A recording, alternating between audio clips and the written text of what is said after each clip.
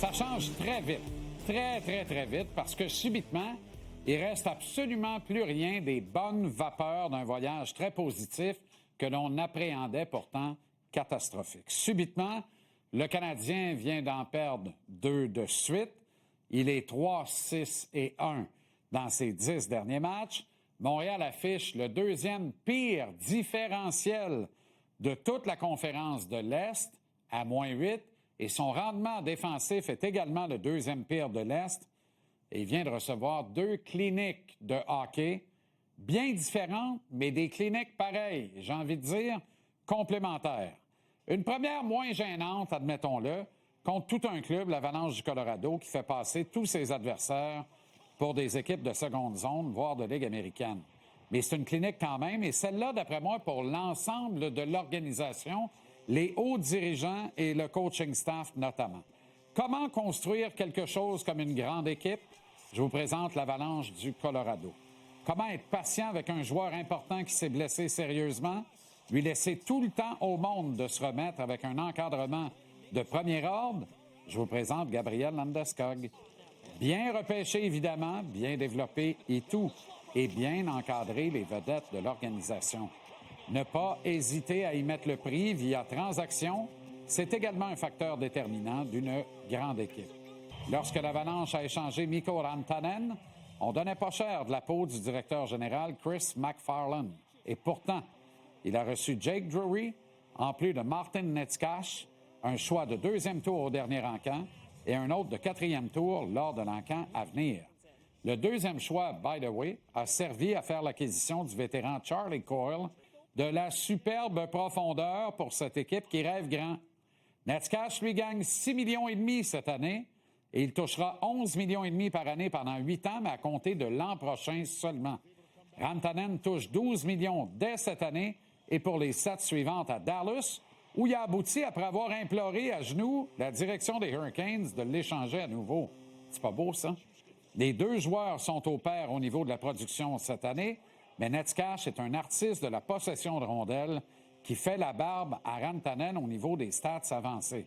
En fait, poser la question, c'est y répondre, mais pour l'exercice, pensez-vous que Colorado reprendrait Rantanen 1 contre 1 en échange de Necas? Vous garantis que non.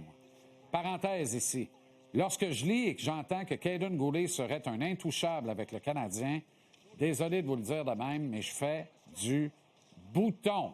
Si Colorado peut échanger Rantanen, Goulet n'est certainement pas, ici à Montréal, un intouchable. La deuxième clinique maintenant, c'est celle d'hier soir, évidemment. Puis celle-ci, elle est uniquement sur la glace, voire probablement derrière le banc aussi. Une leçon d'effort et d'engagement, de rigueur dans l'application des schémas d'un coach qui avait fait ses devoirs.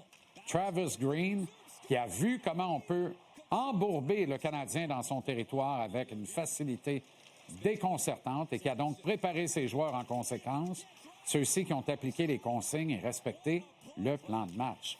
Ottawa a joué un excellent 60 minutes alors que le CH est demeuré sans réponse.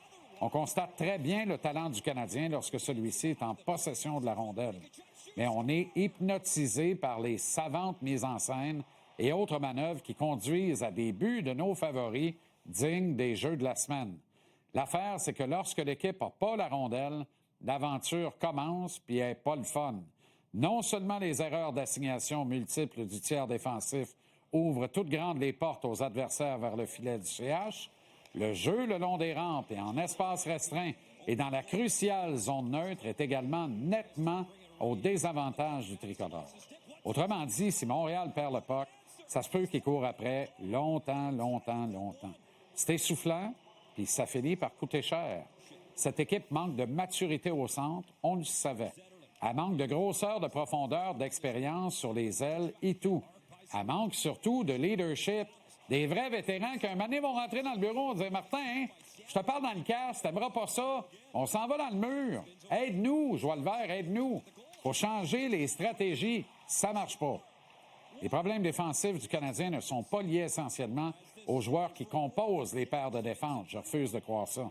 Ils sont surtout liés au manque de ressources et d'application des attaquants. Martin Saint-Louis a dirigé le premier de 13 matchs en 22 jours hier soir. Complète ce soir le premier de 4 dos à dos de la séquence. Le coach a besoin d'un meilleur soutien de la part de ses boss, à défaut de quoi il devra réfléchir à modifier ses schémas et revenir à une défensive de zone et de repli. Un système plate et éteignoir qui consiste à accorder un but de moins que l'adversaire plutôt que d'essayer d'en marquer un de plus. Là, vous vous dites, tu viens de dire la même maudite affaire 2 fois, toi, je sais. Je vous assure que non. La nuance, en fait, là, entre les deux, elle est aussi claire que comparer le jour à la nuit.